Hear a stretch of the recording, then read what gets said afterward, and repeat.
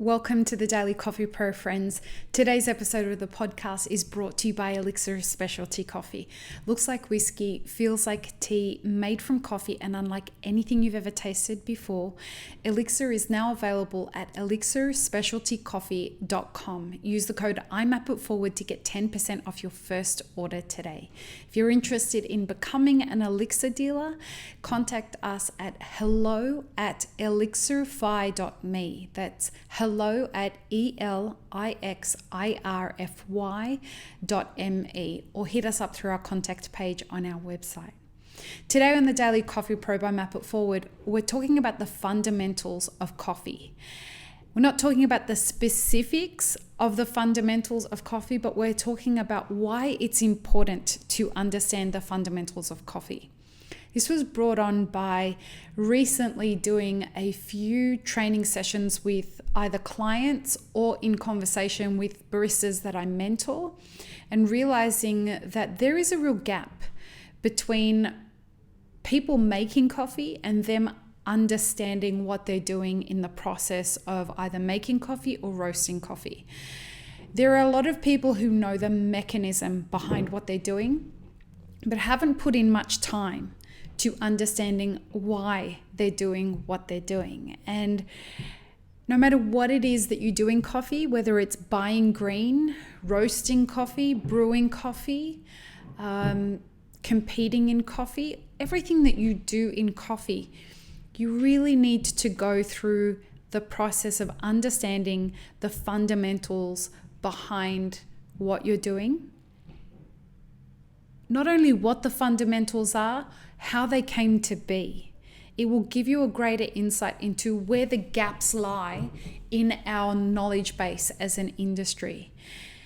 And this is important to talk about because it's present in far more people than I had originally realized. There are a lot of people out there that are still, for lack of a better term, faking it. And so when they're faking it, what that tends to mean is that people end up in a situation where they're pretending to know, well, they're pretending what they know, and they're not being honest about what they don't know. This is a problem because once they get exposed by someone who does know what they're talking about, they end up in a situation of feeling really embarrassed. That whole imposter syndrome thing ends up coming forward, and they just feel really shit about themselves. And I don't want anyone to feel that, especially because learning the fundamentals is easier now than it's ever been. There's so much information out there, and we're going to be tackling this as in a workshop in December, early December, happening in Carlsbad. For anyone who can get there, and we'll be announcing details of that soon. But you don't have to come to this workshop. There is a lot of information out there in the ether. There are a lot of people that are credible sources that will teach you all the fundamentals that you need to know. But it requires an investment of your time. It requires an openness and an admission that you don't know everything. And this is what we typically find is the problem. People don't want to admit what they don't know. And there's a previous episode on the podcast talking about you not admitting what it is that you don't know as a first step. There are there are sources out there that you should stay away from. And the best way to know what they are is try and figure out what the agenda is behind the content that they're putting out there. Now, if they're putting out content to try and sell something constantly, then that's probably not going to be a credible source. But if they're not constantly trying to sell, if the content that they're putting out is a balance between free content and content that's for sale, then that's probably going to be much more credible than anything. I always look at the agenda behind what people are doing before I can decide why they're doing it. Integrity is a big deal to me. And for brands that don't have integrity, that can get it's just not going to wash with somebody whose values are integrity. So When you are going out there to learn, choose the source of what you're learning from carefully. It's really important. The other thing to do is, if you're learning about brewing, roasting, competition, green buying, any of these things, don't take the information that you're learning, the fundamentals, as gospel. When we talk about the journey of learning in Map It Forward, we talk about a career map, and it's a 10-year career map. The first 2 years of that is learning the fundamentals. The second 3 years of that is developing the skills based on the fundamentals that you've learned.